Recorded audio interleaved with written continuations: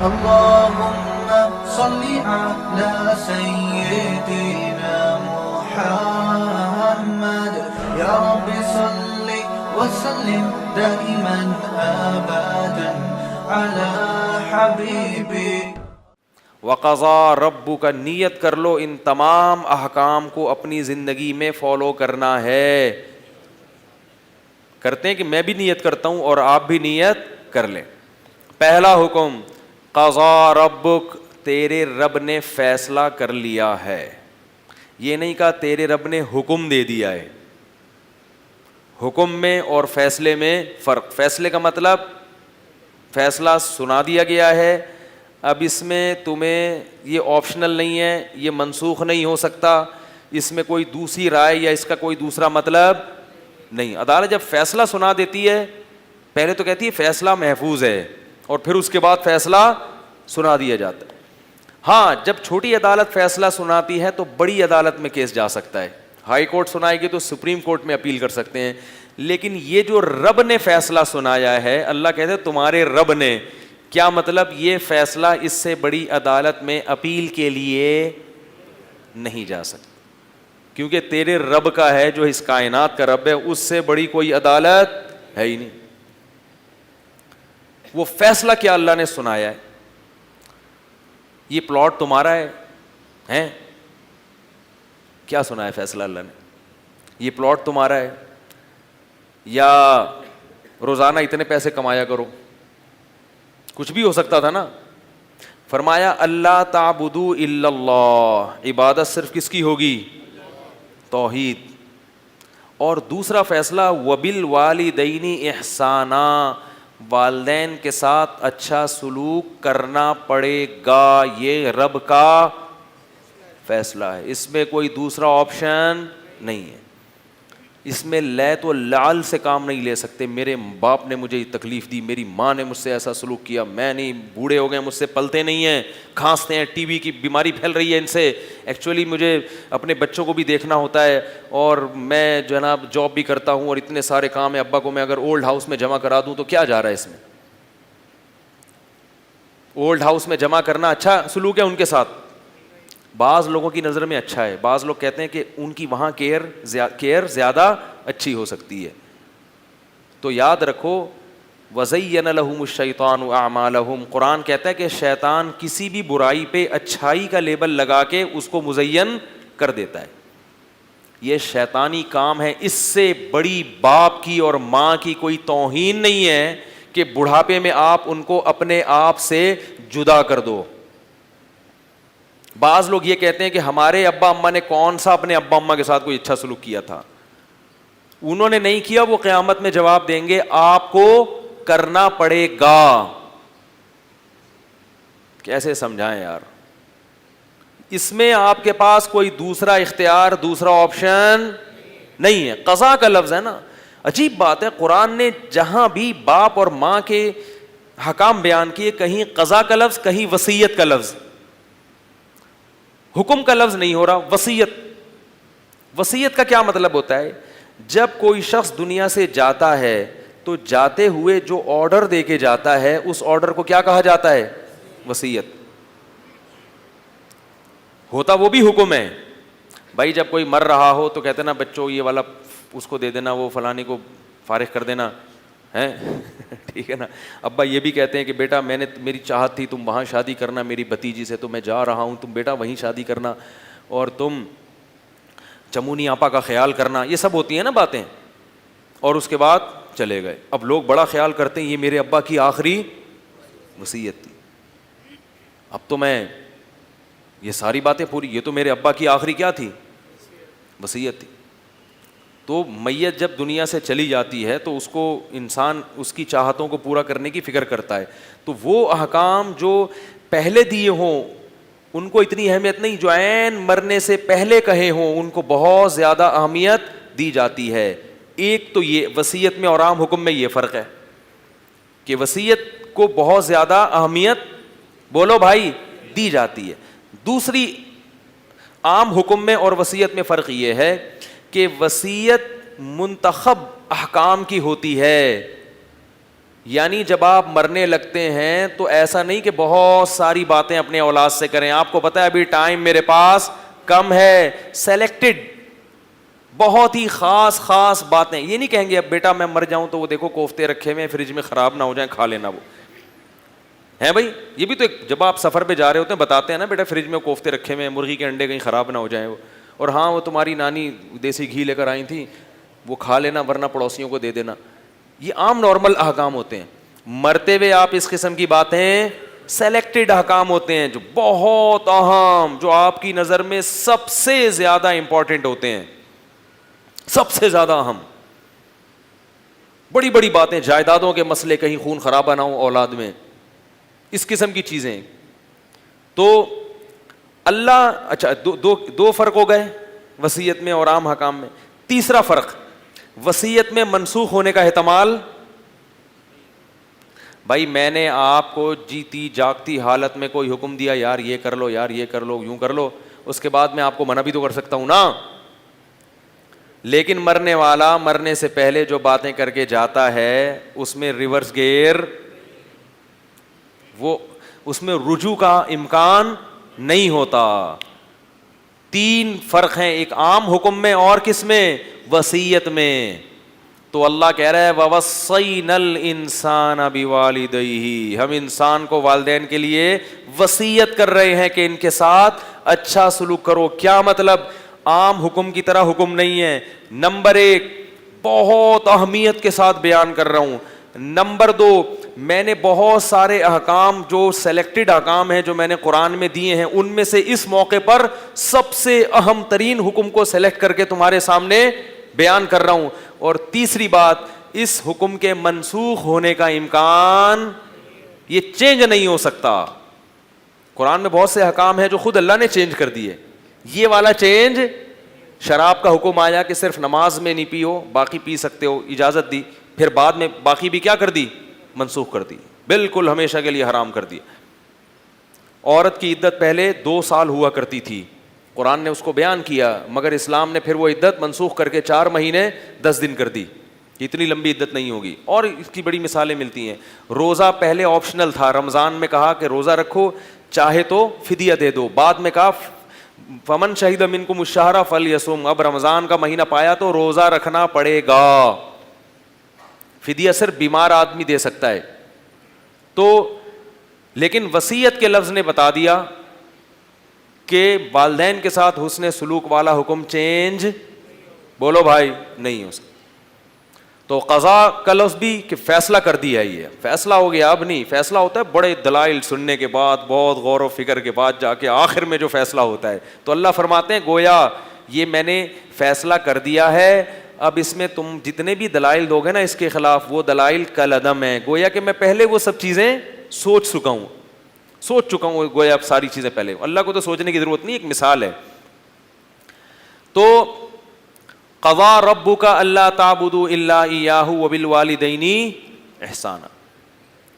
تو اس لیے بھائی ابھی سے عزم کرو کہ والدین کو بڑھاپے میں اپنے سینے سے لگانا ہے, سمجھ رہے ہو. اور والدین اگر اپنے بچے کو, بچہ معذور پیدا ہو تو کیا والدین اس کو ادی سینٹر میں جمع کراتے ہیں بھائی؟ بیمار ہو کیسا لیے پھرتے ہیں, کتنے پریشان ہوتے ہیں. تو اب وہ بوڑھے ہو گئے, آپ جان چھڑانے کے چکر میں لگے ہوئے ہو, بڑی بدبختی کی بات ہے. تو فرمایا قضا ربک الا تعبدوا الا ایاہ وبالوالدین احسانا. اما, پھر اللہ نے اس احسان کی کچھ تشریح بیان کی ہے, کیونکہ لوگ عموماً والدین پہ خرچ تو کر ہی دیتے ہیں. اتنا تو ہمارے معاشرے میں الحمدللہ ابھی یہ رواج ہے کہ ابا کو پیسوں کی ضرورت ہے, بیٹا دے دیتا ہے, یہ لو ابا, یہ اماں پیسہ لے لو. مسئلہ ہے اخلاق کا, چلتی نہیں ہے گھر میں والدین کی, چلتی کس کی ہے؟ اولاد جو ہے نا یہ گھر میں کیا بنی ہوئی ہے؟ باپ بنی ہوئی ہے. کیا بنی ہوئی ہے؟ باپ. اور یہ حدیث سے ثابت ہے کہ قرب قیامت میں باندی تلید الامۃ ربتہا, باندی اپنے آقا کو جنے گی. یعنی عورت جو جس کو پیدا کرے گی نا وہ عورت کا کیا ہوگا؟ مالک ہوگا. یعنی آپ کو فرمانبردار ہونا چاہیے تھا, آپ کیا ہو جاؤ گے؟ الٹے باپ بن جاؤ گے. میرے پاس بعض ایسے کیسز آتے ہیں, اللہ کی قسم دیکھنے سے ایسا لگتا ہے کہ یہ جو بیٹا ہے نا یہ غلطی سے پہلے بعد میں پیدا ہو گیا, ابا غلطی سے پہلے پیدا ہو گئے, ابا کو بعد میں پیدا ہونا چاہیے تھا بیٹے کو, یعنی اسٹائل ایسا ہے ان کا. باپ اپنی اولاد کے سامنے ایسے کر کے بیٹھا ہوا, بیٹا دیکھو نا, بیٹا دیکھو نا, ایسے نرم لہجے میں, اور بیٹا جناب اس کے پیشانی سے سلوٹیں ختم ہی نہیں ہو رہی. تو میں سوچتا تھا کہ جب میرے سامنے ہی ان کے ابا اپنے بیٹے سے اتنے نرم لہجے میں بات کر رہے ہیں کہ کہیں یہ جو صنف نازک ہے ان کو تکلیف نہ ہو جائے, تو گھر میں کیسے بات کرتے ہوں گے. یہ باپ کو اولاد سے ایسے بات کرے, پتہ چلے کہ باپ, ہمارے حضرت مفتی حضرت جو تھے نا بڑے بزرگ ہمارے, وہ ان کے بیٹے بڑے مالدار ہو گئے نا, سعودیہ چلے گئے تھے مدینہ یونیورسٹی میں, تو وہاں تو بڑی ٹھیک ٹھاک تنخواہیں ہوتی ہیں, پیسہ ویسا آ گیا. ہمارے حضرت بہت ہی غریب تھے, 60 سال تک ہمارے حضرت کے پاس بس ضرورت ہی کہ یعنی پنجاب سفر کے لیے ٹرین کا کرایہ نہیں ہوتا تھا, پورے سال جمع کر کر کے اتنا کرایہ ہو جاتا تھا کہ پنجاب جاتے تھے اپنے شیخ سے ملنے کے لیے. بہت غربت میں وقت گزارا ہے 60 سال تک, لیکن ایسے خوش رہتے تھے اور دیکھنے میں ایسے لگتا تھا جیسے ان سے بڑا سیٹھ کوئی دنیا میں ہے ہی نہیں. ایسا لباس اور شان اور ایسا خوش, تو ظاہر ہے دینداری کی وجہ سے اللہ دل کو خوش رکھتے ہیں کہ لوگ ان سے آ کے قرضے مانگتے تھے, تو اس میں بہت بڑے سیٹھ ہیں یہ. تو حضرت کے بیٹے جو ہے نا وہ باہر چلے گئے, ان کے بڑا پیسہ آ گیا. پھر اللہ نے حضرت کو وراثت دی, زمینیں بکیں, اس زمینوں کی وجہ سے حضرت کے پاس پیسہ, پھر بڑی آخر عمر میں بڑی دولت کی ریل پیل ہوئی. تو حضرت کے بیٹوں نے ایک گاڑی خریدی بڑی خاندانی. تو حضرت نے فرمایا کہ میرے بیٹوں نے جب گاڑی خریدی تو مجھے خیال آیا کہ میں ان سے زیادہ مہنگی گاڑی خریدوں گا تاکہ پتہ چلے کہ باپ میں ہوں. کہیں ان کی گاڑی کو دیکھ کے لوگ یہ نہ سمجھیں کہ باپ کون ہے, یہ تو باپ کون ہے, میں ہوں. کہا میں گیا. پھر جو دیندار لوگ ہوتے ہیں نا وہ پیسہ خرچ کرتے ہیں, بچا بچا کے نہیں رکھتے. وہی پیسہ ہے, جب اللہ نے دیا ہے تو اچھی گاڑی رکھو, اچھے کپڑے پہنو, اچھی سواری رکھو. تو وہ گئے گاڑی لینے کے لیے. تو حضرت فرماتے ہیں میں گاڑی لینے کے لیے جب گیا تو شو روم میں نے کہا بھائی گاڑی دکھائیں. انہوں نے مولوی صاحب کی شکل دیکھ کے بولا کہ کیا گاڑی, یہ چھوٹی موٹی ایف ایکس دکھا دو ان کو. تو انہوں نے فرمایا کو گاڑی دکھاؤ یار. تو حضرت کا پھر اسٹائل ہی الگ تھا. تو وہ کہنے لگے یہ آپ کی رینج کتنی ہے. حضرت فرمایا رینج کو چھوڑیں, گاڑی دکھائیں گاڑی. کئی دفعہ جب ایسا ہوا نا, حضرت کے بیٹے بھی ساتھ تھے جب یہ حضرت گاڑی خریدنے کے لیے گئے, تو وہ بھی یہ چاہ رہے تھے کہ ابا کی گاڑی ایسی ہو کہ دیکھنے میں ابا کیا لگیں, ابا لگیں, کہ یہ ابا ہیں اور یہ کیا ہے. آج بیٹے کے پاس اتنی لگژری گاڑی ہوتی ہے اور ابا موٹر سائیکل پہ جا رہا ہوتا ہے. کتنے افسوس کی بات ہے یار, کتنے افسوس کی بات. تو بھائی ان کو بھی کچھ اچھا پہناؤ. بولے جب اللہ نے مجھے دیا تو آپ, نبی صلی اللہ علیہ وسلم نے فرمایا انت ومالک لابیک, تم بھی, تمہارا مال بھی تمہارے باپ کا ہے. اگرچہ باپ زبردستی نہیں لے سکتا اولاد سے, اس حدیث کا یہ مطلب نہیں ہے کہ مالکانہ حقوق حاصل ہو گئی, ایک اخلاقیات ہیں, تربیت دی جا رہی ہے. اور مسئلے کی روح سے باپ اگر خود کفیل ہے اور اپنے خرچے بھرپور طریقے سے پورے کر سکتا ہے تو پھر اولاد پر باپ پر خرچ کرنا واجب نہیں ہے. مسئلہ خوب سمجھ لیں, کیونکہ پھر والدین بھی ان چیزوں کا ناجائز فائدہ اٹھانا شروع کر دیتے ہیں. سمجھ رہے ہیں, وہ بھی اولاد کو پورا سرنج سے نا, وہ کہہ رہے ہیں وہ بیان میں آیا تھا کہ تم پورے میرے ہو تو تمہارا خون بھی کس کا ہے, میرا ہے, اور تمہارے پھیپھڑے بھی کس کے ہیں, گردے کلیجی سب چانپیں وہاں پہ سب بک جاتی ہیں اولاد کی.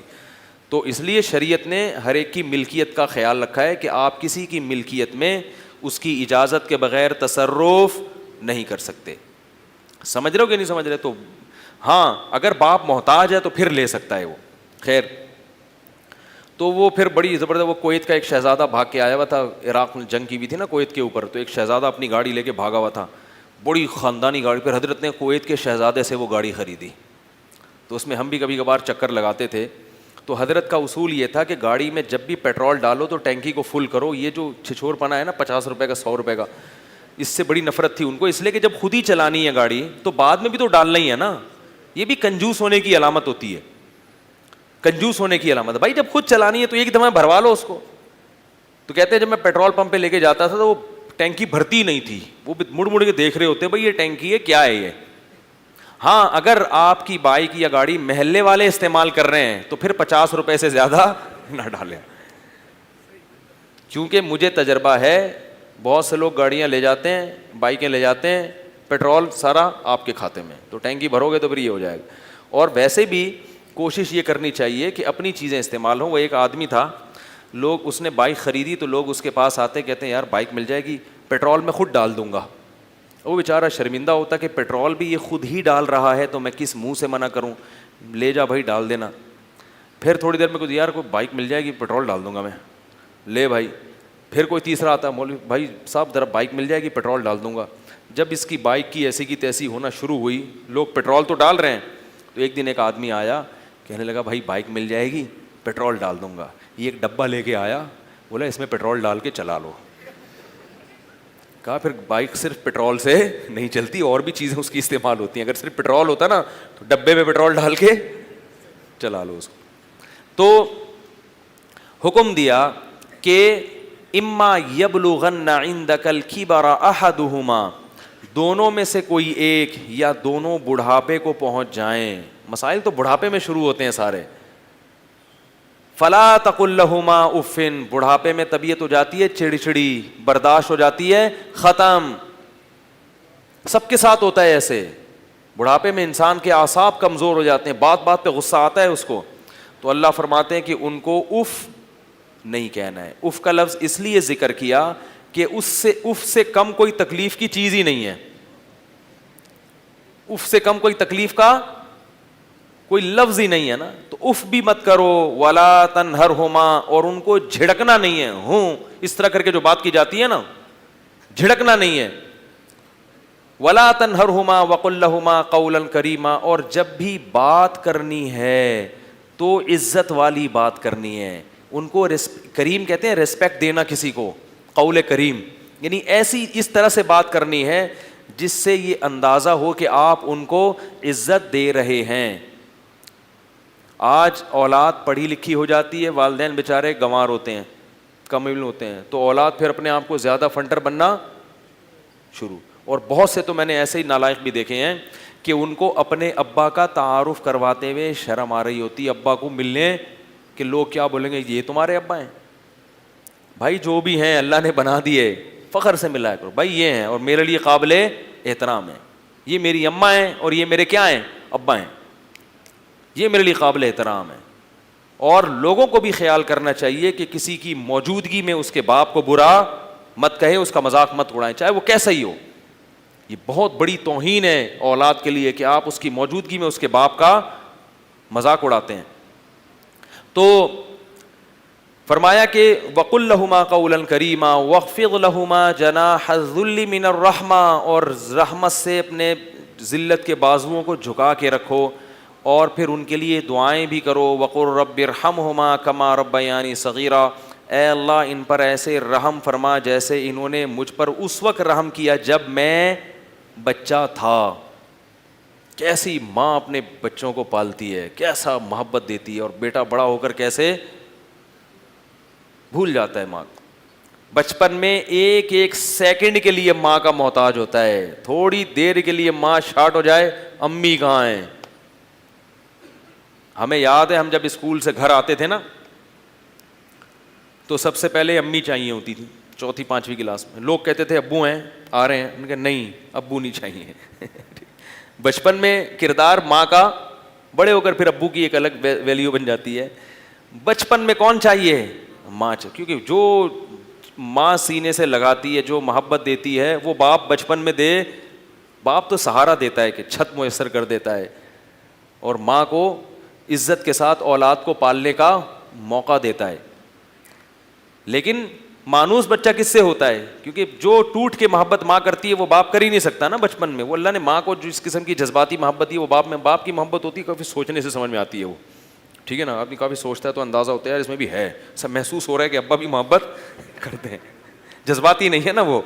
ماں ایک دم رونا دھونا اور ایک دم ایک ایک سیکنڈ کے لیے ماں کا محتاج ہوتا ہے, ایک ایک سیکنڈ کے لیے.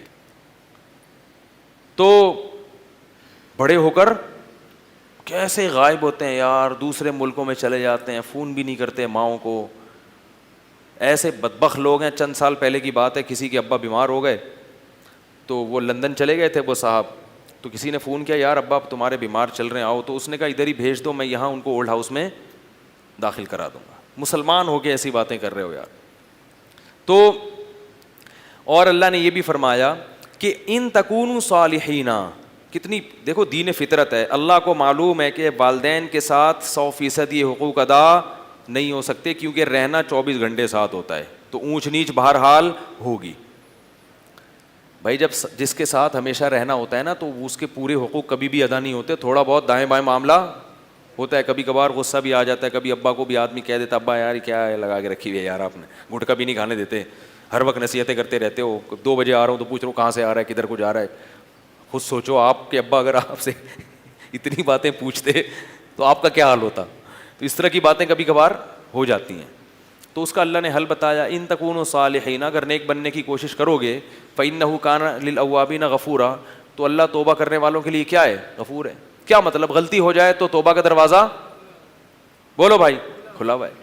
یہاں ایک اور علمی نقطے کی بات بتاؤں کہ بعض لوگ یہ کہتے ہیں یار والدین سے تو بار بار غلطی ہم سے یعنی بار بار والدین کے حقوق میں غلطی ہوتی رہتی ہے, تو شریعت کہتی ہے کہ یعنی جو حقوق العباد میں بندوں سے بھی معافی مانگو اور اللہ سے بھی, تو سارا دن ابا سے کیا سوری کرتے نا ہم.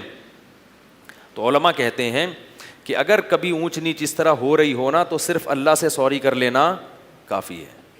بار بار والدین سے سوری کرنے کی ضرورت چھوٹی موٹی باتوں میں, سمجھ رہے ہیں, صرف اللہ سے معذرت کر لینا یعنی توبہ کر لینا بولو بھائی کافی ہے. اگر اونچ نیچ صبح شام کچھ اس طرح کی کبھی کبھار ہو جاتی ہے تو بس ایک آدھ دفعہ, زیادہ بڑی بات ہو گئی تو پھر ابا اماں سے بھی یار بول لیا کرو, خدا کا واسطہ یار, آ تو رہی ہے لیکن بول کیوں نہیں رہے. تو اللہ سے توبہ استغفار بہرحال ضروری ہے. میرا بھی ایک دفعہ واقعہ ہے کہ وہ میں دور حدیث کر کے آیا, مجھے اس واقعے پر اللہ کا شکر ہے, اتنا سکون ملتا ہے کہ میرے جیسے نالائق کو اللہ نے, میں نے کوئی بہت خدمت نہیں کی اپنے والدین کی, بڑا نالائق ہوں میں, لیکن کوشش کی کہ ہو جائے. بس وہ ہمارے والدین صحت میں ہی چلے گئے دنیا سے, کوئی خدمت لی نہیں انہوں نے, اور پتہ نہیں ہم اس آزمائش میں پورے اترتے بھی کہ نہیں اترتے اگر وہ خدمت لیتے, ہم تو نالائق لوگ ہیں. لیکن اتنا کام الحمدللہ اللہ نے کروا دیا کہ ایک دفعہ مجھ سے والد صاحب کے حق میں کچھ تھوڑی سی اونچی آواز سے بات ہو گئی تھی. میں گھر آیا تو پھڈے باز تھا, میں مولانا بن چکا تھا, کہیں آ کے میرا کہیں پھڈا شڈا ہوا تو ابا نے آ کے تسلی سے جھڑ دیا اور اس کی سائڈ لینے لگے. اب میری اس میں بے عزتی ہو رہی تھی کہ ابا ایک تو میں لڑ رہا ہوں اس سے, غلطی اس کی, اور ابا اسی کے سامنے مجھے تھپڑ بھی مار رہے ہیں اور پھر مجھے ہی سنا رہے ہیں. تو میری آواز اونچی ہو گئی ابا کے سامنے کہ بھائی وہ غصہ آ گیا مجھے. اچھا پگڑی بھی پہنی ہوئی تھی, اسٹائل وہی اپنا, تو غصہ آ گیا مجھے. تو ہم نے کیا کر دی, ابا کے سامنے اونچی آواز میں, ابا کو نہیں سنائی ان کو, لیکن مقصد یہ تھا ابا آپ سن لو, ٹھیک ہے نا, کیا آپ کو رہا ہوں میں. وہ ابا بھی سمجھ گئے کہ مجھے سنا رہی. ابا نے اور صلواتیں سنائی, ہمیں بھی غصہ آیا ہوا تھا. پھر تو مجھے یہ خیال ہوا کہ جب میں سونے کے لیے لیٹا ہوں تو مجھے خیال ہوا کہ معافی تو میں مانگوں گا, وہ تو تھا انشاءاللہ, لیکن یہ کہ اگر رات کو ابا کی موت واقع ہو گئی یا میری واقع ہو گئی تو یہ جو اتنی سخت بدتمیزی مجھ سے ہوئی ہے, یہ مسئلہ پھر خراب ہو جائے گا. تو میں نے رات کو ابا کو اٹھایا سوتے ہوئے میں, حالانکہ غلطی ہے یہ سوتے ہوئے میں کسی کو اٹھایا, لیکن ہمیں فکر یہ تھی کہ یار موت کا کوئی بھروسہ نہیں ہے. ابا کو اٹھایا, اور ہمارے ابا اتنے صحت مند تھے کہ ان کے ویسے بھی دنیا سے جانے کا کوئی پروگرام, اتنی چوڑی چوڑی تو ان کی کلائیاں تھیں اور ایسی ببر شیر جیسی مردانہ آواز تھی ان کی, حافظ قرآن تھے, نماز پڑھاتے تھے, مزہ آتا تھا. لیکن بس وہ اللہ سے بار بار دعا مانگتے تھے مجھے کسی کا محتاج نہ کرنا, تو اللہ نے ان کو ایسے ہی چلتے پھرتے ہی اٹھایا. تو میں نے اٹھا کے رات کو معافی مانگی تو بڑے خوش ہوئے, بڑی الحمدللہ انہوں نے دعائیں دیں, اور اللہ کی قدرت کے تھوڑے دنوں میں اچانک ان کا انتقال ہو گیا. تو وہ تو موت تو برحق ہے, افسوس تو ہوتا ہے, لیکن ایک ہی چیز کی خوشی تھی کہ اگر میں اس وقت معافی نہ مانگتا تو دل میں ہمیشہ کے لیے کہ اللہ نے میرے جیسے نالائق پر, انتہائی کم درجے کے انسان پر کتنا بڑا احسان کروا لیا کہ ایک آواز جو میری اونچی ہوئی تھی اللہ نے معافی مانگنے کی توفیق دی. بہت اللہ کا شکر ادا کرتا ہوں. ویسے تو ہم کوئی اتنے خدمت گزار نہیں تھے, اور کچھ نہیں تھا, لیکن چلو بدتمیز بھی نہیں تھے نا, یہ بھی بڑی غنیمت ہے کہ اللہ نے کس سے بنا لیا, بدتمیزی سے بچا لیا. تو میں سمجھتا ہوں کہ شاید اللہ جو ٹوٹا پھوٹا مجھ سے کام لے رہا ہے وہ اسی کی برکت ہے کہ اپنے بڑوں سے اگر کبھی اونچ نیچ ہو گئی تو ہم نے سوری کرنے میں الحمدللہ کنجوسی سے کام بولو بھائی نہیں لیا. بس اتنا ہے, یہ نہیں کہ ہم کو بہت خدمت گزار یا ہر وقت جی حضور میں لگے رہے. ہو گئی تو سوری کرنے میں کنجوسی سے کام. ویسے جو نیک لوگ ہوتے ہیں وہ تو بچاتے ہیں اپنے آپ کو ان چیزوں سے, کہ وہ اس یہاں تک نوبت پہنچتی نہیں ہے. تو اس لیے میرے بھائی اللہ نے بہت بڑا حق بیان کیا, اور اللہ نے قرآن میں کیا کہہ دیا. اور یہ چیزیں بھی ہم نے مولویوں سے ہی سیکھی تھیں, اسکول کالجز نے ہمیں بدتمیز بنایا تھا. نہیں آ رہی میرے خیال بات. جب میں کالج میں گیا ہوں تو جو تھوڑی بہت تمیز ہم نے گھر میں سیکھی تھی وہ سب کیا ہو گئی, تیل ہو گئی.